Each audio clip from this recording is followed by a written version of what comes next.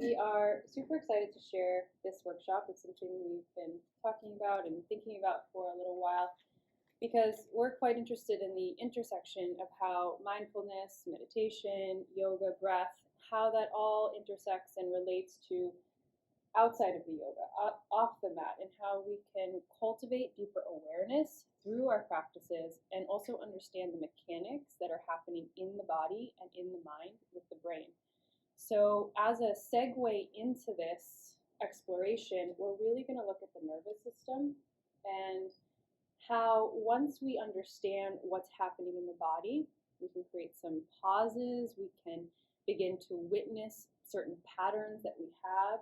We actually can feel quite empowered to create different patterns, and we have more, in a sense, control over how we react or don't react, and kind of maintain this level of balance is a tricky word because we can tend to think right in the middle, but whatever that balance is for you for any given moment, so you feel you're in your place of homeostasis. In that case, it was our survival a long time ago when we were actually running away from predators, and then over time it's evolved a bit because we still have these perceived threats of, oh, I have a deadline, or I don't know what's going to happen with this relationship, or I'm unsure about that person. And so these are still threats, but are they life or death? Probably not. Most of the time they're not. But in our modern lifestyle, we still have a endless amount of perceived threats. And so often when we look at the sympathetic nervous system, we do think of fight, flight. None of these are inherently good or bad. It's just about, again, coming back to that sense of balance within your own system.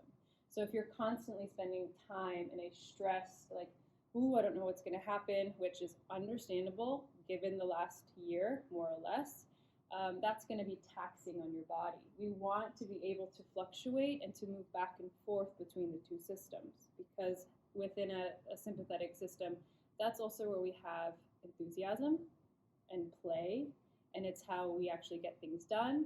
And then in the parasympathetic, which is often the rest, digest, we can kind of think, oh, we want to be there. Yoga helps us get there. If that's not in balance, we can also start to feel depressed. So we can see how with anything, it's not good or bad, but there is that kind of spectrum. Yeah. Yeah, when you think of stimulation and what you're receiving in the body and how you respond to that, but also if you think about out in nature, if there's a way to release it, and if we don't find those ways to release this response in the nervous system, it can build up and build kind of a prolonged pattern that we don't necessarily want to get stuck into. And a good example just within yoga, if you've ever had a stressful day and maybe you've been seated most of the day and it's been deadline or just it's required a lot of you, and then maybe you try to go to a really relaxing yoga class and all of a sudden you just go to Shavasana, what do you think your response is going to be? How do you think your body and your mind is going to respond to that? Do you think you're going to be able to relax right away, or is there going to be some things you may need to do before that? So in a practical sense, you can start to consider, okay, this is the day I've had, this is how I feel. What practice is going to be the most helpful for me right now to get back to homeostasis?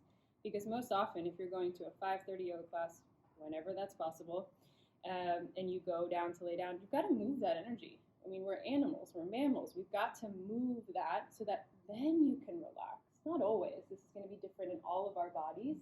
But this is the exciting part. When we start to know ourselves, know our nervous systems, then we can make choices that best support our practice, our well-being, and so on.